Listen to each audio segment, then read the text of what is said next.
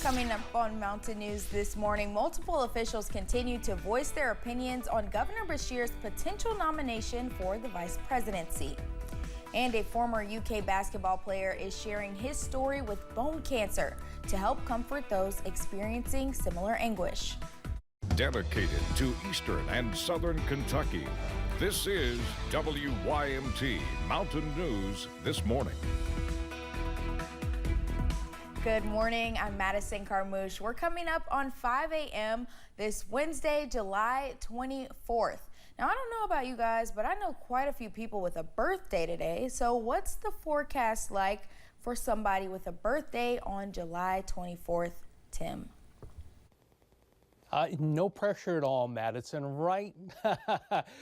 Let's just put it this way. Looking at the continuing trends, but if you hold off your birthday celebration till Friday, Saturday, you're going to be A-OK. In mid-60s, mid and upper 60s across the region, 68 outside our door here at WYMT.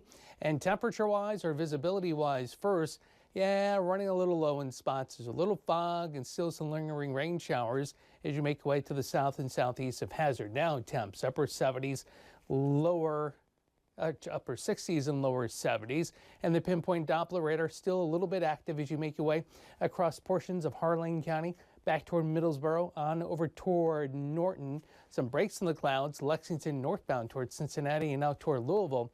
We're not going to see many breaks in the clouds as we head through today. In fact, we're going to call it mostly cloudy, muggy, scattered showers, a few thunder showers, and a forecast high later today trying to hit 80.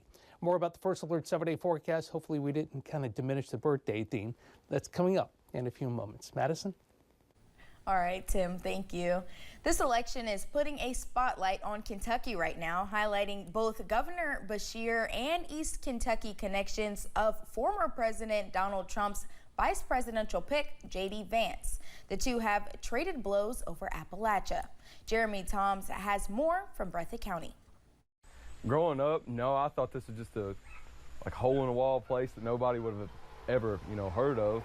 For some of those born and raised in Breathitt County, Kentucky, they say if people had heard of them, it came through negative stereotypes. But by last week, their talk of the town mirrored the nation's interests. When I first found out, I said Vance, and I was trying to rewind. We started looking, and I seen who his relatives was and stuff, people that I know personally. Former President Donald Trump picked J.D. Vance to be his Republican running mate, a man whose family roots run through the county. The Breathitt Advocate saying that includes the Pan Bowl area, where Noah Nichols lives. It's surreal to even think about it and even speak of it, yeah. But with Governor Andy Beshear as a possible VP pick for the Democrats, opinions and votes may be split. Since Andy's been in there, he's been godsend for Breathitt County. The county has voted twice to elect President Trump and twice to elect Governor Beshear. Hey, man, you gotta love it, Breathitt. They keep you on your toes, man. they really do. Hey. It's also called Vance's connections to Kentucky into question. Some people are proud that he's kind of bringing the light to it. Some people are more against it, as in he wasn't like a true Appalachian. Where may the county lean this time? And him being down here, boots on the ground, really spoke to a lot of people. And President Trump, I know a lot of folks around here, they like him. They can't say, but they're just hopeful it will lead to proper representation for their communities at the federal level. In Breathitt County, Jeremy Toms, WKYT. Several people we spoke to in the county say they appreciate Governor Beshear. They may not vote for him as the VP candidate because of who he is expected to be atop the ticket, current Vice President Kamala Harris. Republican Senator Rand Paul made several stops around the state yesterday talking about Kentucky tourism. He was also asked about the possibility of Governor Beshear ending up on the Democratic ticket.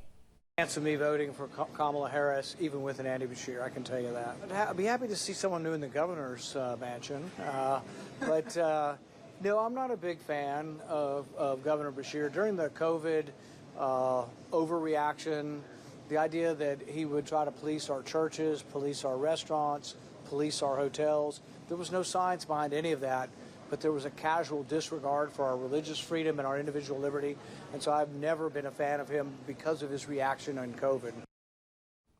Senator Paul still has not officially endorsed the Republican presidential nominee, former President Trump. A former UK basketball player is sharing his battle with a rare form of bone cancer, less than 2 weeks after his right leg was amputated above the knee. Todd Swoboda was diagnosed with osteocarcinoma in 2014. For the past decade, the Big Blue Nation has rallied around him and his family. Grayson Passmore has the story. In 2014, Todd Swoboda felt a bump on the inside of his knee that wouldn't go away. I told Francie, my wife, I said, I need to have this checked out. And I did. I went into UK and they quickly got me and diagnosed that it was osteosarcoma, which is a very rare form of bone cancer. At 42 years old, Swoboda began a fight with cancer that doctors typically only see in those in their teens and early 20s. But the former UK basketball player learned over the next 10 years that he wasn't alone in the battle. Knowing the UK and Big Blue Nation, it doesn't surprise me. Swoboda played for Hall of Fame coach Rick Pitino on the 1993 UK Final Four team. It was a great season, just an incredible run. Sitting in front of a wall of mementos, it's clear to see that as much as fans loved the team, Swoboda loved them right back. It means a lot, it just touches your soul. And after a decade, Swoboda learned he'd need BBN support once again. I got a really bad infection late May. On Thursday, July 11th, Swoboda's right leg was amputated above the knee. Devastating for the former Wildcat, his family, and the many who love him. We go back probably 20 years. When Malcolm Jennings learned Swoboda needed a prosthetic leg to continue his active lifestyle as a father and athlete, he started the fundraising efforts. They're wonderful people. Todd deserves everything. After the surgery, Swoboda wasn't sure he wanted to tell this part of his story. And,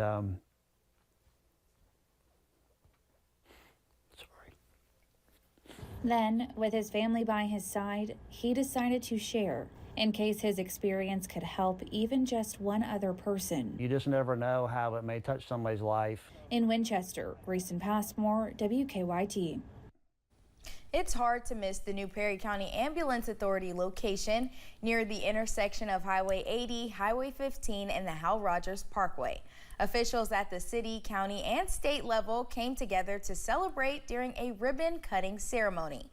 Medical Director Dr. Bart Francis says they will be able to better train EMTs in the new space, ultimately improving the care they are providing. Judge Executive Scott Alexander says not only will this impact the emergency crews, but everyone in the county. We wanted to make the ambulance service as good as possible for the employees to begin with, but we also knew for the citizens of this community that location was critical. And so moving from the facility we was at to this location will not hurt any run times, but what it will do, it will allow us to serve parts of this community at a much better time. The department is also still providing ambulance services in Knott County. The agreement started in 2023 after Knott County's ambulance service shut down. Thanks for getting your day started with us here on Mountain News this morning. When we return, an annual golf tournament makes its return as it tries to remember the life of a former officer. And the Pinpoint Doppler radar, a little active early on this Wednesday morning. Do we end up filling it into the north and west? We'll let you know. The First Alert 7-day forecast is coming up as your WYMT Mountain Morning News continues.